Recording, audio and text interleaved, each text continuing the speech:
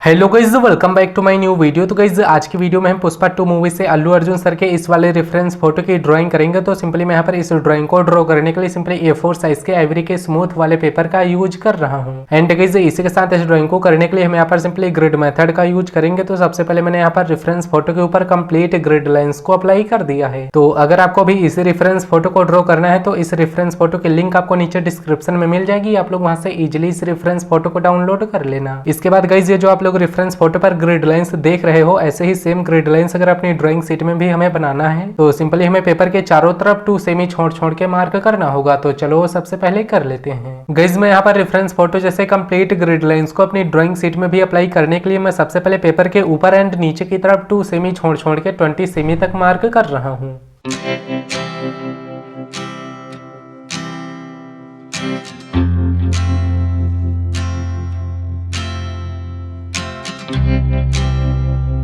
बाकी गाइस इसके बाद अब आपको सिंपली पेपर के दोनों तरफ वैसे ही 2 सेमी छोड़ छोड़ के ही मार्क करना है, पर इस बार आपको पेपर के दोनों साइड 2 सेमी छोड़ छोड़ के 28 सेमी तक मार्क कर लेना है।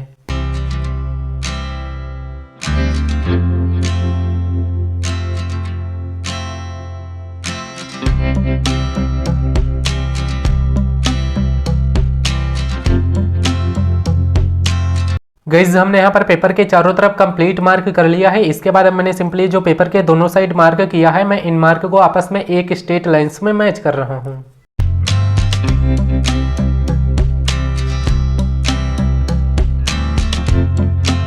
इसके बाद यही सेम चीज अब आपको सिंपली पेपर के अपोजिट साइड में भी कर लेना है।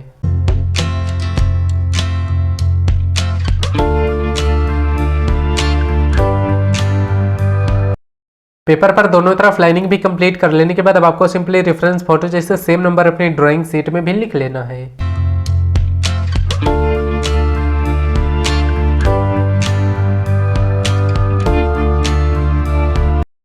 गाइस हमने यहाँ पर रेफरेंस फोटो जैसे कंप्लीट ग्रिड लाइंस को बिल्कुल अपनी ड्राइंग शीट में भी अप्लाई कर दिया है। इसके बाद अब मैं सिंपली यहाँ पर पेपर के ऊपर की तरफ से 6 नंबर बॉक्स और नीचे की तरफ से 5th नंबर बॉक्स से ड्राइंग को स्टार्ट कर रहा हूँ।